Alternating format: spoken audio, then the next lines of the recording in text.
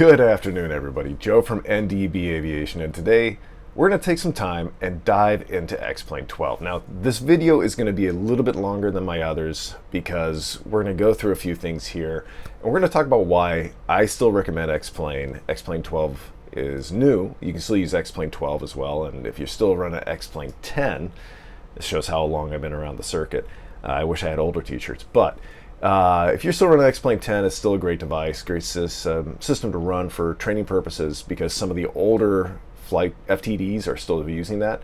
However, if you've upgraded to X-Plane 11, you have something newer, better visuals, some other nice pieces that make the system work a little bit nicer. And then X-Plane 12 brings in a whole bevy of improvements, or a whole lot of improvements. It's quite a bit. And however, there are still some bugs to work out, some minor kinks here and there. But this video is really going to dive in. We're going to talk about X-Plane 12. Now, how I'm going to work this through, we're in the intro now. But following the intro, we're going to talk about some first setup points, things that I like to do to make X-Plane work a little bit better for me, and then if I'm going to use it with some other devices. After that, we're going to go into a flight. And then in flight, we're going to change a few things around. So I'm going to show a few of the sliders, some of the terminals that you can use to change things while we're flying around. And after the end of the flight, we'll do some exit thoughts. The flight itself is going to start off as a VFR flight. We're going to transition to marginal VFR, then actual IFR. It'll probably be around like a non-precision approach setting. So ceilings around 600 to 1200 feet, visibility from 2 to 3 miles visibility. That way you can see what the clouds look like when you're in them, out of them, and some of the issues that we are seeing right now with the visuals of X-Plane 12. After that, after we land, I might take off again and show a few of the issues that a few things that I really like about X-Plane 12 and why I choose it. Mainly because I know what to expect with it. I don't get a whole lot of crazy jitters or bounces, or like with Microsoft Flight Sim 2020, one of the things that I struggle with sometimes is input of trim. It seems to run away a little bit and then catch up. And just the overall effectiveness of controls in Microsoft Flight Sim 2020 versus X-Plane 12, I know what to expect. Now, setting this up a little bit further, let's talk about devices I'm using currently with X-Plane 12. To do this video, I have a Honeycomb Bravo throttle quadrant. I also have a brand new Honeycomb Alpha XPC yoke right here in front of me. Thank you very much, Honeycomb, for sending this to me for review. The review is coming very shortly for everybody that's interested in it. My thoughts on the Honeycomb Alpha XPC. That's what I'll be using since it has the most precise sensor for the actual yoke itself compared to the older Alpha, and especially compared to my old Cytec Cessna yoke.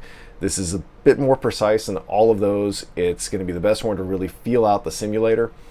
On the floor, though, I'm still using my old Cytec Cessna rudder pedals, and this is working with my old desktop. It's a 5900X CPU, 32 gigabytes of DDR4 RAM running at 32 megahertz, and GPU is a 1080 GTX. Well, that's my main one. Currently, I'm borrowing a 3060 Ti as I refurbish and test out some issues with my 1080 GTX.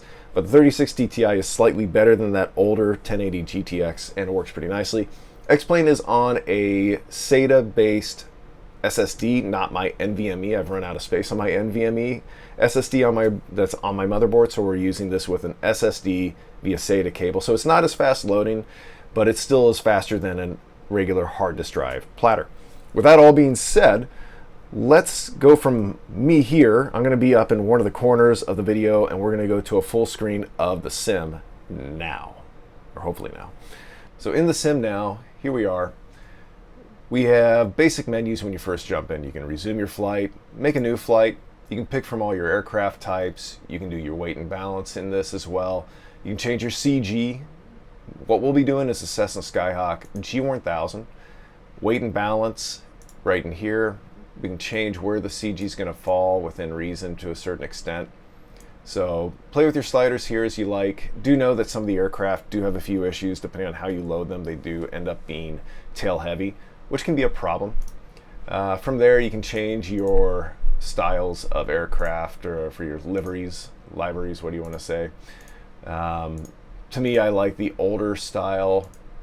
It reminds me of the aircraft that I flew most for my training and the time I spent in Skyhawks.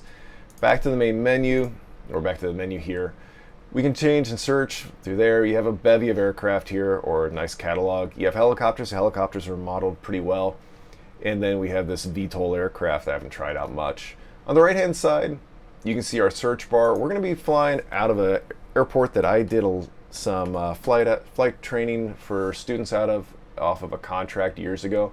It's Camilla, Georgia, KCXU. There's not a whole lot around there. The nice thing about that is it's going to show some of the downsides of the scenery for X-Plane 12, but it'll show that X-Plane 12 is doing a better job of modeling the airport itself and giving you a nice airport to look at and work with as you get in here.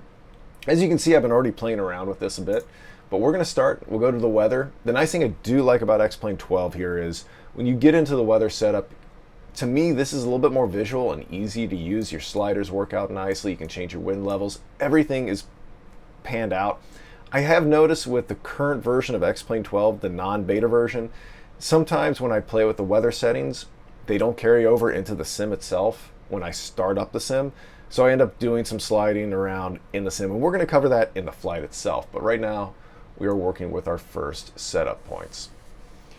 As we get in here, we can change our visibility, precipitation, airport temperature. This is going to be a big one for today, so we're going to start off with a little bit cooler. Altimeter setting is going to be 2992. Runway, we're going to go with light so you can see what it looks like. Wind, we're going to keep very simple. And we're going to start off with a very nice, easy day.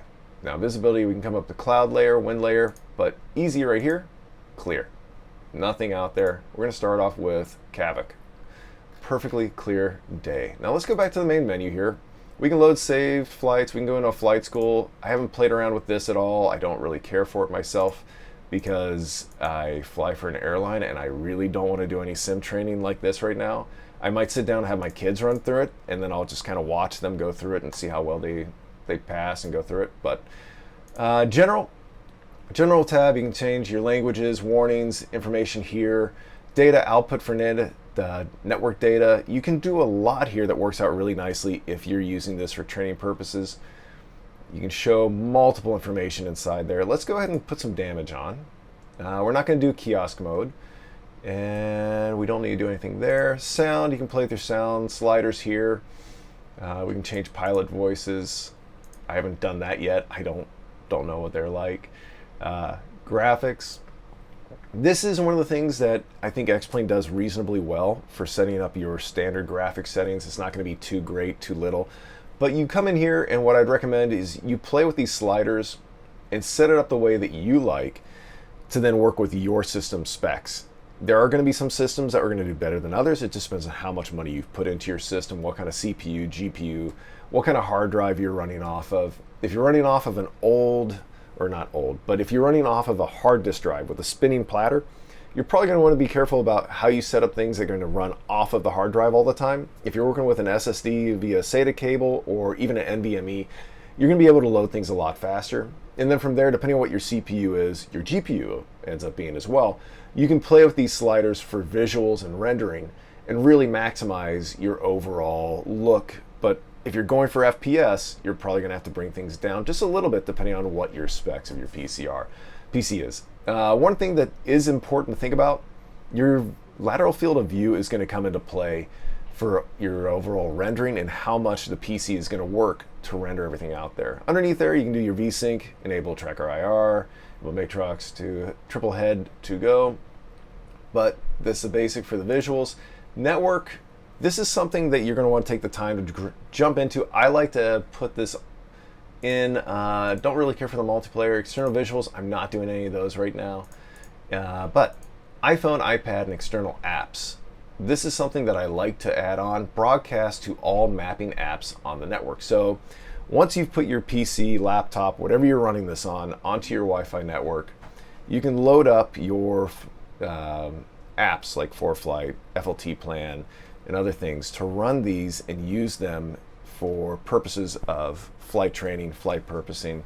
And you can bring up your charts. So if you're using ForeFlight with Jeppesen, you can do your chart referencing on the app itself and use them together with X-Plane, as long as you have this button here, setup. Now you can transmit to a single mapping app, so if you are the instructor, or maybe you're teaching somebody, you're not really using this for hire or for compensation, but you can transmit to a single mapping app and then let your students sit there, or maybe you're being the safety pilot in the sim, things like that.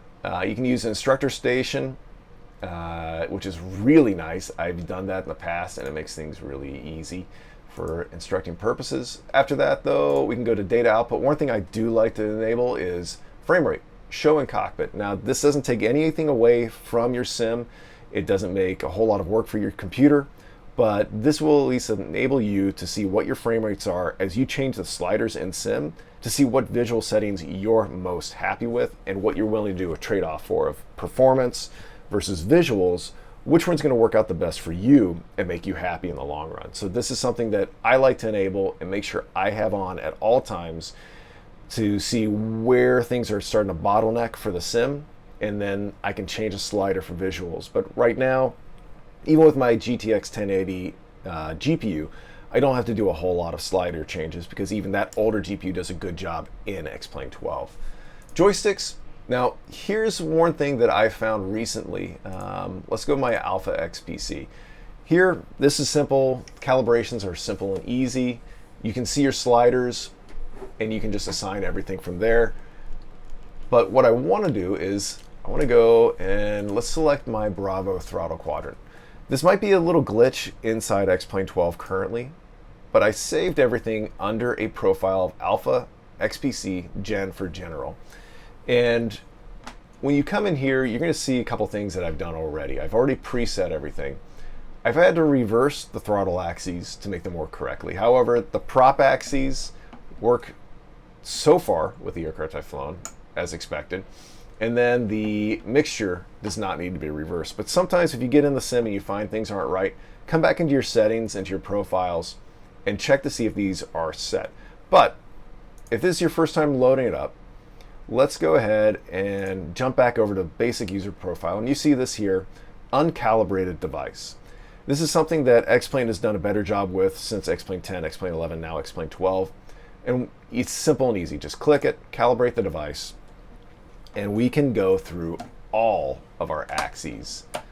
And you're going to see on the right hand side, as I'm going to the full D10 of reverse for each one of the axes, it activates the buttons, which is really nice about how X-Plane 12 and X-Plane 11 really work of taking you to that assignment and making it easier to do it. Now, all those are now set.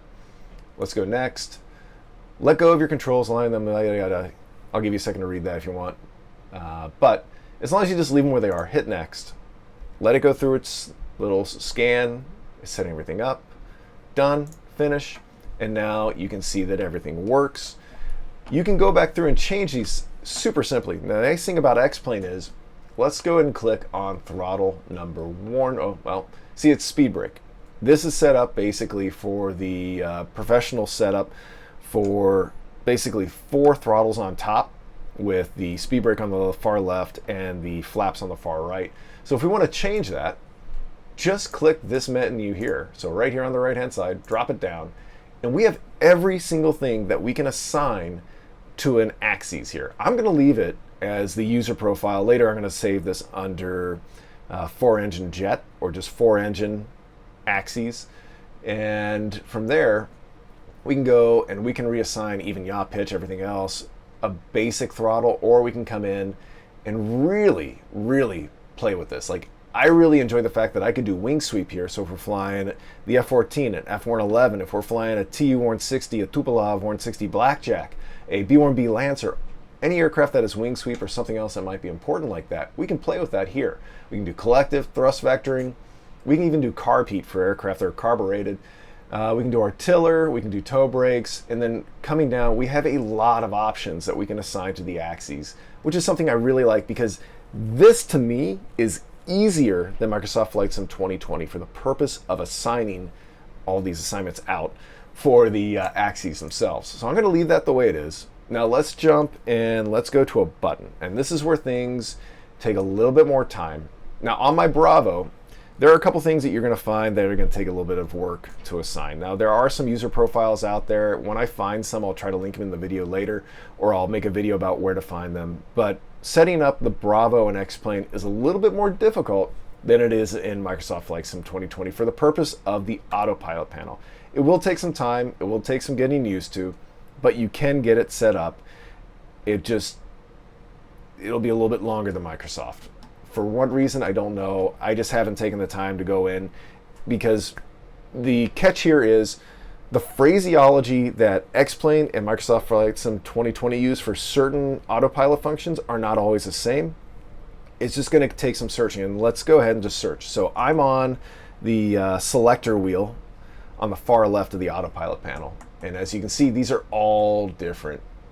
So let's go, and I want to go to, let's say, I'm going to do heading. So heading is this one here. Let's try HDG. So coming on MFD. And this is one of those things. So you have MFD, you have Copilot, you have Pilot, you have GCU. And this is one of those things that's going to come down to how do you want to set this up? And I'm not going to set this up right now, because I'm really not going to go into the woods or into the weeds on this, because we could spend half an hour just on the autopilot panel itself. But as you can see here, you can search on the top and it'll give you a slew of options. You could also just type out heading and it'll give you autopilot, heading, sync, copilot bug. All these are here. And from there on, you can kind of get an idea of, well, if I'm on the flap selector, and the flap selector itself, you want to set it correctly. So flaps, you can move cowl flaps, you can move cowl flaps, you can move every other flap. It gives you a lot of options. So flap up and down, flaps up a notch, flaps retract fully. So you have a lot of functionality built into X-Plane 12 to really get you what you want, especially if you're going to program the Bravo for every single aircraft you fly in here, because some aircraft might work differently. You might have to tie in a flap system that works slightly different than you thought it should work in X-Plane 12. You can do that all here on the Bravo throttle quadrant. I hope that's a basic overall rundown of how to do things. If we don't want to assign anything, just go back to cancel up here on the top. We're back out, but we're going to use my Alpha XPC profile here for the Alpha and the Bravo. It's one overall system. In the past, though, these profiles were separate. For some reason, I think maybe they just made it so you can do an active profile across everything. I'm expecting maybe in the future that might change, so do watch out for this if you end up making one profile to cover every device and it stays like that. I'm wondering if with X-Plane 12.1 these profiles might separate out. So let's continue down. Keyboard, you can do multiple things with your keyboard currently assigned. This is a nice thing that they kind of copied off of I think Microsoft Flight Sim 2020. However, I don't spend a whole lot of time in the keyboard functionality here. I don't bother with it. VR, hardware, you can set up all your VR here. So that's the basic rundown of the menus. So let's go ahead and let's do a new flight. And so we're going to start now moving into our flight. Now flight, we're going to use the Cessna Skyhawk G1000. Let's customize this a little bit. Let's do a little bit of weight and balance. 220 pounds, and I'd put on some weight. Let's put another 200-pound person up there. Let's put some rear passengers in the back. Let's say I threw my kids in the back. Baggage, 72 pounds. Aft baggage, let's put 10 pounds in there. Let's make the diaper bag go in the backpack, which is going to make it completely useless if somebody needs it in flight. Total fuel, ooh, we're overweight, so let's bring that fuel down. We'll have more than enough for an IFR reserve here. And let's see, center of gravity. Interesting. So as we move the CG around, it starts to move around our sliders here, if you can see that, for our pilots and baggage. I think that's annoying because I'd like to just leave things the way they were. So let's move this stuff around. Let's do that. Let's redo this. All right, that's set the way I want it, or at least close enough. I know that changed a few things, but whatever. baggage, let's go to 30 pounds of baggage. That's done. We're clear weather, as we talked about before. That's clear. And time of day, we're going to do the local time. And let's go ahead and click start the flight. So as we start this flight up, we're going to take off out of Camilla. We're going to fly around. I'm going to demo a few things that I really like about X-Plane versus Microsoft Flight Sim 2020. One of the things that I really do enjoy about X-Plane 12, even X-Plane 11 over Microsoft Flight Sim 2020. Oops, I got everything off, so let's go ahead and get the battery on. Avionics are off. But while I'm cranking this up, and I really, really do like the feature of a spring-loaded starter switch for the Alpha X PC. Oh, that's so nice. I don't have to do all that work. All right, we're turning on our alternator, and let's go ahead and get our battery buses, bus 1 and bus 2 on. Let's go ahead and get our beacon, taxi, landing light, nav light, and strobe. All those are on. As you can see, it's going to be a morning flight for now. You can see our FPS here on the top left. And coming up on the top, we have file. We can do a few things here. We can do our flight, change a few of our options, change our views, developer things that we can put out there so we can see if everything's working. If we have plugins working, we can turn them off or on right here. But currently, it's just the main basic plugins working. Let's close that out. On the top over here, we can pause. We can come up here, change a few things in the sim. It shows where we currently are. We can change our weather here and the time of day. We can change aircraft, but that would reload everything. We can do our radio check here. Tallahassee Regional Tower is much further away. Let's not play with that.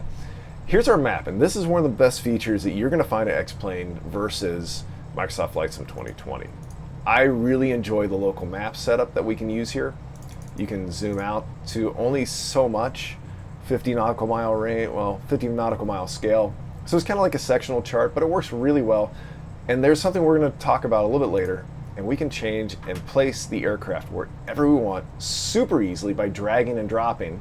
We can put different heading, altitude, and speed right here. This is huge when you're talking about practicing IFR, because this versus Microsoft Flight Sim 2020 is where I start to separate out why X-Plane and all its features make it a better training outfit than Microsoft Flight Sim 2020. So let's go ahead and close that out for now. And let's close our map. Elsewhere on top, we have our sliders. We can get back into all of our settings. This is really important if you're trying to fine-tune your setup for a certain amount of FPS, frames per second. But let's go ahead and close that for now. And then if you have questions about something, it'll pull up X-Plane. It'll give you some basic tutorials that you can run through. But we don't need that. So hopefully it's still recording the actual sim. So like I said, we're going to take off out of Camilla. We're going to fly around, and then we're going to put the aircraft up to about 2,200 feet and play around with it. Now, we can pop up all of our panels here, which is really nice because it's not just the screen, it is the panel and all of its functions. So let's go ahead and set altitude here. So let's go 2,200. Vertical speed will set while we're flying. We'll get the flight director up, and let's go ahead and sync up the heading bug. So just tap on the center of the heading bug here. So that'll give us runway heading. 2992 is set, and I am not pulling up ATISes right now. We're not going to be checking weather. I'm not going to go through the tuning of the frequencies here. We're just going to set up everything on the fly. And also we're going to be changing weather as we go. So if we also want to pull up the MFD, super simple, just hover over any of these panels and it'll bring the whole panel up. Boom, it's right there in front. Easy tuning, easy setting up. There are a few issues there that I've seen recently, and let's see, what's our warning here? Low vacuum. Since we will be flying in the clouds shortly, I'm just going to turn on the pitot heat now so I don't have to worry about it and deal with any of the anomalies. That's all set. Let's look at the outside of the aircraft so you can see some visuals. The visuals of the runways, everything else, are really nice. I think they work easily. And they, you know, for what it is, it's okay. Scenery around, it could be better. The lighting visuals have gotten better. However, the sun and a few other things need some work. So let's go ahead and let's get up in the air. before I make this video into a half an hour. The nice thing is P factor works really well. Let's go ahead and turn the volume down a little bit.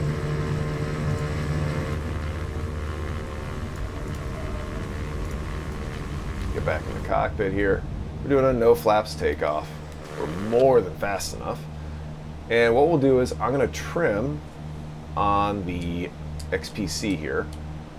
I'm going to trim the aircraft into a nice easy climb. I'm going to hold a little bit of right rudder for a P factor.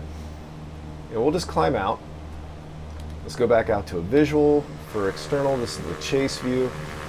Around the airport, it's pretty similar to what I'd see in real life. They do have seasons built into X-Plane 12, which is really interesting. It's nice. We can change a few things around with the airport, but overall this airport looks legitimately close to what it is in real life. It's a crop duster strip in South Georgia. Some of the scenery around for the city, it's okay. It's nothing like Microsoft Flight Sim 2020, but at least the roads are usually correct with some basic things around it, and there's nothing to write home about for everything else, so it's very simple. There's the sun coming up. Now let's go ahead and play with the autopilot. Let's go and let's go ahead and hit vertical speed. I want to hit heading, and let's go autopilot on.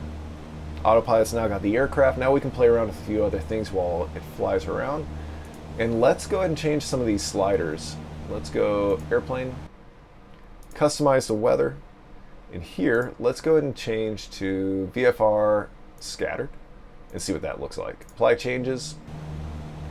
This is where I start to see X-Plane's visuals really stand out. You know, there are some things they still need to work, but visually, their lighting system has gotten so much better. And the way that they do the volumetric clouds and the way that humidity and visibility change, especially as the temperature and dew point spread get closer, it looks a lot nicer. But again, the scenery down below is lacking. One day, I'm sure somebody will come up with a nice setup that'll make that a little bit nicer. Let's go ahead and turn off our taxi light. We're outside the terminal area here. Let's go ahead and turn off the landing light, and just random buildings that make no sense where they are. There's actually a silo and a farm in that area from what I remember, if I remember correctly. And that's their idea of a silo. Bah. So, let's get back in the cockpit. And now let's change things up again. Let's see, how's my rudder set up? That's good, that's good. Let's go ahead and go to VFR broken. Let's not get any precipitation though. I don't want any rain right now. Alright, so VFR broken. Clouds you can see are slightly different. Visuals aren't bad, but let's take it down even further. Let's go ahead and do marginal VFR overcast. Let's go ahead and start with the light rain. It's 58 degrees outside. Let's drop it so we can see some icing effects.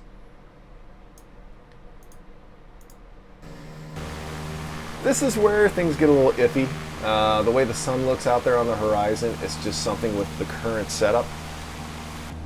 However, I do like the way the rain hits the windscreen and then peels back, versus with Microsoft Flight Sim 2020, it seems like somebody's just putting dots on the windscreen or the windshield, and it's just rolling like an old video game or an old the old driver thing you give kids to drive, and it's just on that wheel that keeps turning. That's what I think of when I see the rain in Microsoft Flight Sim 2020. So here we are cruising around. We're at 2,200 feet. Let's go ahead and let's throttle back.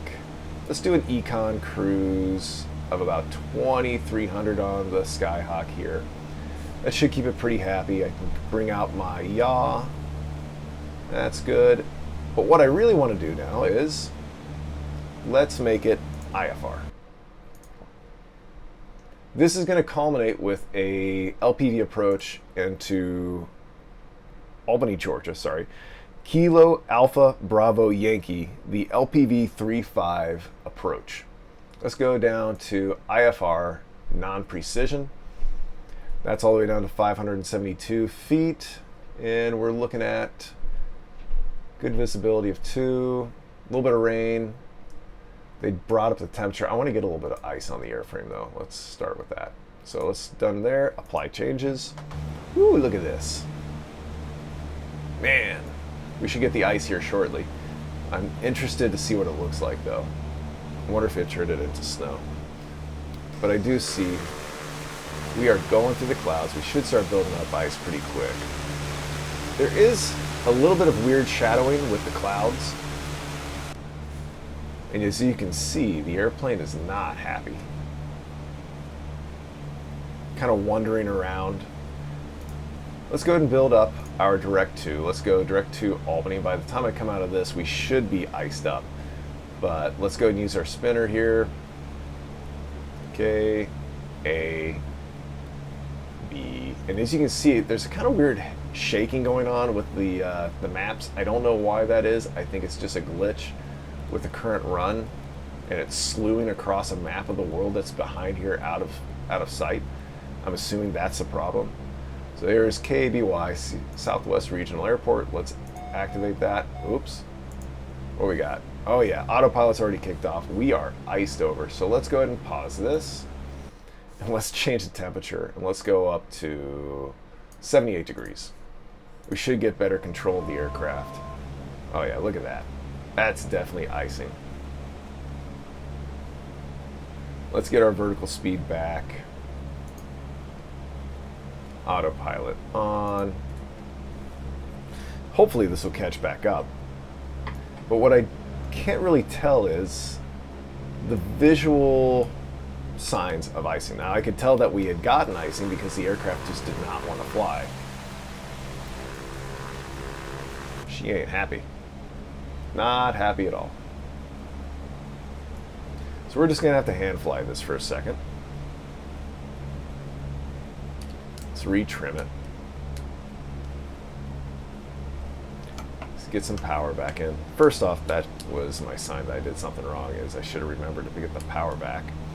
And let's go ahead and start intercepting our approach back over. So let's go ahead and click over to nav. Yeah, don't like that feature. There are a few things I need to set up for the Bravo still here. But let's go ahead and do nav here. Ooh, yeah.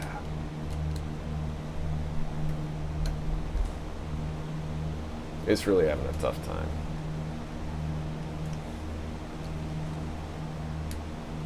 There we are at 2,200 feet. Let's see if we can get the autopilot to work. We're getting some speed back. Looks like it should intercept. Let's go ahead and help it out by, there we go. GPS is green. What we want to do next though is let's pop this back up. And let's do procedure. Select approach. We want to do the RNAV 35 GPS LPV. Vectors is going to make it a lot easier. So let's just do vectors. Let's turn on minimums. Barrow, I think it was 400 feet for the approach. And I just want to go ahead and activate it. This seems to work a little bit nicer than Microsoft Flight Sim 2020. However, I need to double check if the update to the G1000 it cycles properly, because in Microsoft Flight Sim 2020 recently, I've noticed that once you load a procedure, it drops out the direct to that you're working to, but it's still tracking it somehow. So there are a couple things there that I don't really care for when I'm using the IFR system in Microsoft Flight Sim 2020. What I did do though is some of the basic buttons on the Bravo do work initially. I have pressed the approach mode button. If you look here on the screen, glide slope is in. We are 9.9 miles from Fessus. Let's go ahead and get this bird going. No more economy cruise here. And what we'll do is, to make things easier, let's demonstrate changing the aircraft position. Oh, look at that nice weather. I'm going to zoom in. The one thing that I miss was you could show the approach path. So in older versions, you could show the ILS, and you could show, I think, even the VOR approaches. So what we're going to do is we're going to drag in, and I can see on the GPS right there where we are, so I can kind of get them matched up. Now we are 3.5 from Fessus, and then we'll start the glide slope down, but we got some nice speed, we've got some nice weather. Looking outside again, there's what the rain looks like. Interesting anomalies with the visuals here. Let's go ahead and change the weather again. Let's see, let's go no rain. And I want to change this from cumulus to stratus. Overcast. 700. Let's try that. Let's see if that looks any different. Oh yeah. That should be less of a issue for turbulence, make it a little bit easier to shoot this. However, let's look. One thing I want to do double check again is let's look at that weather one more time. 550 feet. Let's do this way we don't end up running ourselves into the ground. Let's see, 1,000 feet. Let's do 1,200 feet MSL. Apply. All right, here we are. We're coming in. Let's go ahead and get a little bit closer. So let's use the map function again. And here we go. All right, GPS LPV is armed. The aircraft is going down to catch up with the glide slope now. It's going to catch it. Let's bring the power back. Excuse me while I take a sip of coffee. All right. We're coming down the glide slope, or the glide path. We should break out here in about 600 feet. Let's bring back the sync of the heading bug. All right, let's pop this up. We have our vertical deviation. We have our horizontal deviation here. Flight director looks good. Speed looks good. We're coming down, and let's see what the runway looks like out there. Getting a little bit of intermittent ground contact below. You can see the road. You can see some of the cars actually have headlights. That's interesting. Tail lights as well for being dark. There's a river. I don't know if that's the Flint River or not. I can't remember. Now we're stuck at about 2 miles visibility. There's the airport area coming into view. Let's go back in the cockpit. Let's raise the seat height just a little bit by using the arrow keys. Now out there somewhere is the airport.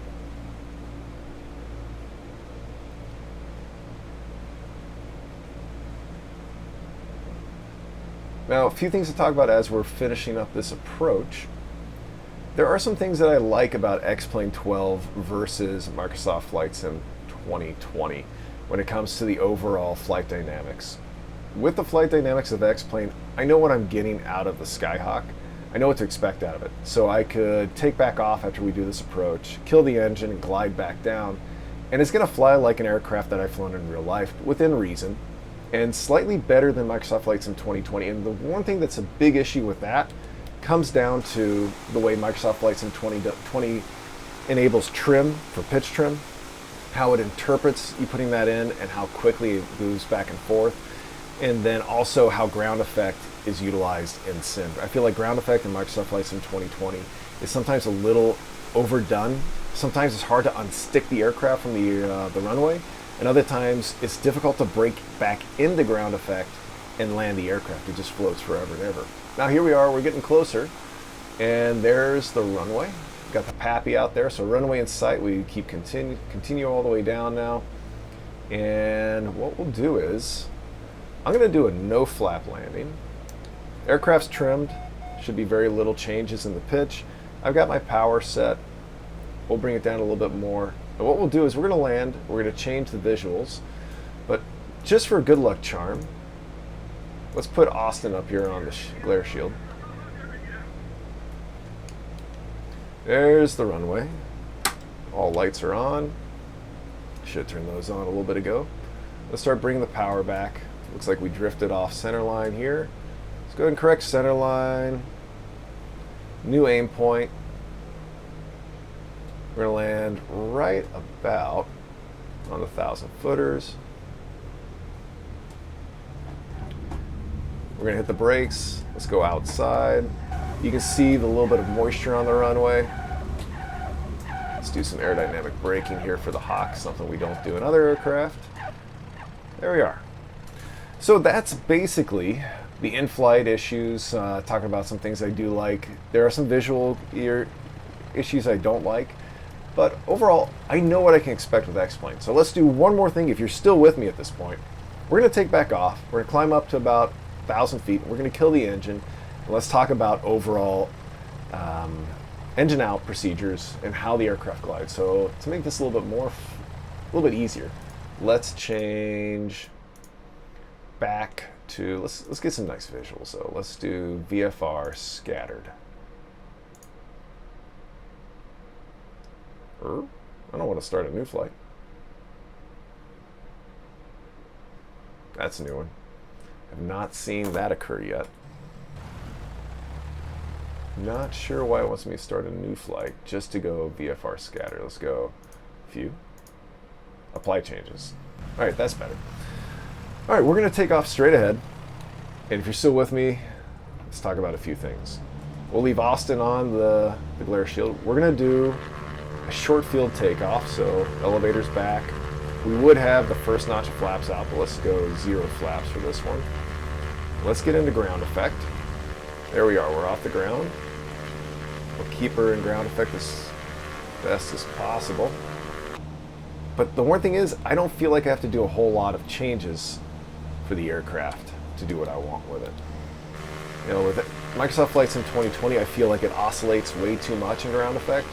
But with X-Plane, it's a lot easier. But what I'll do is I'll make sure that now that I have the XPC here, which has the better sensor for the actual mechanism, I'm going to have to go back into Microsoft Flight Sim 2020 in the Skyhawk and see how it is. So let's keep on climbing. We're going to circle above the airport.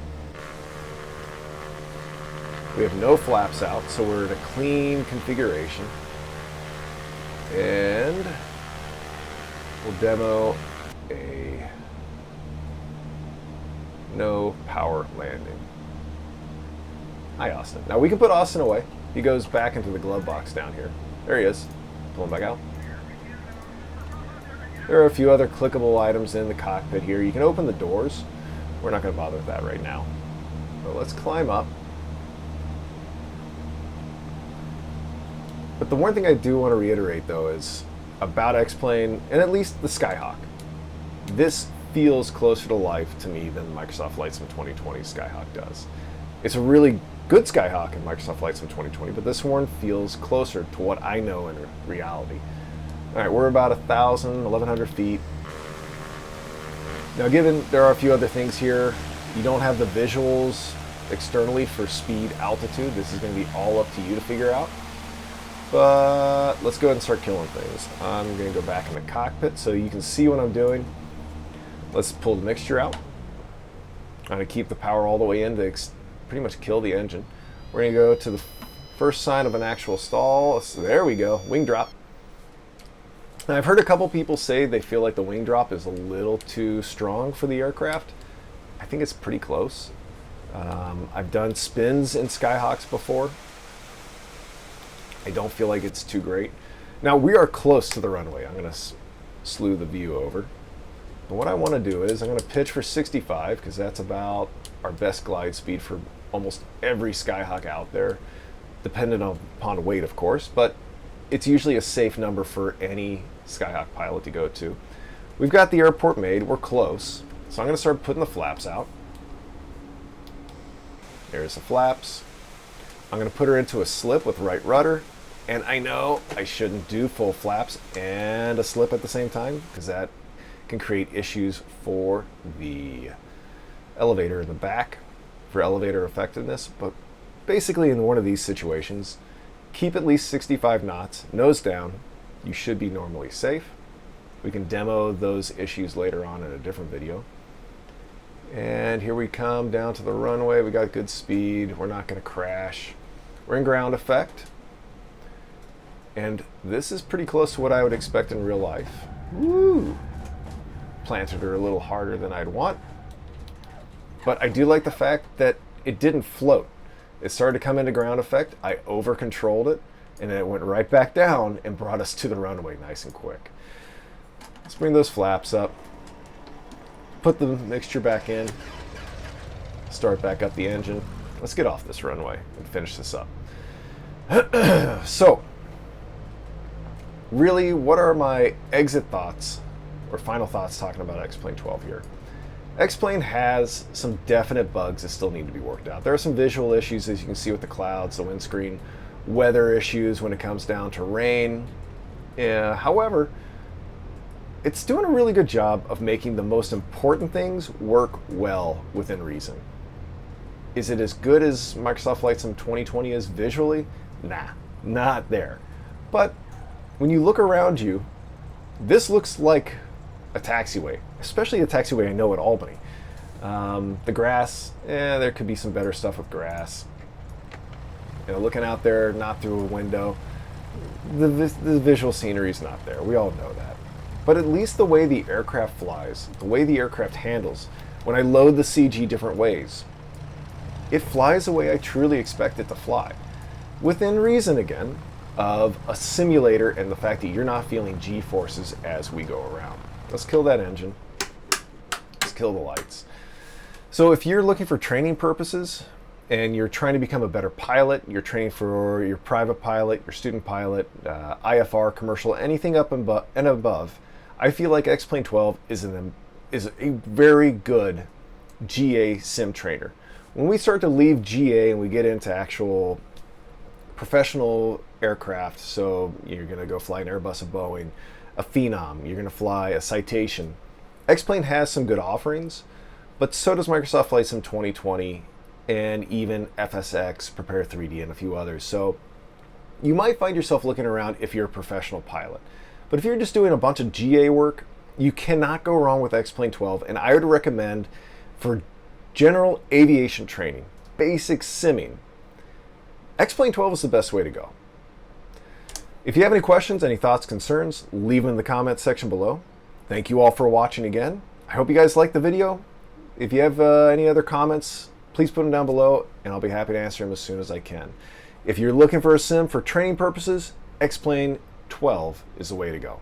Get it. You'll be happy with it for training. If you're looking for a sim for just purely visuals and all types of flying, you can't go wrong with Microsoft Flight Sim 2020, but it is not your best bang for the buck trainer.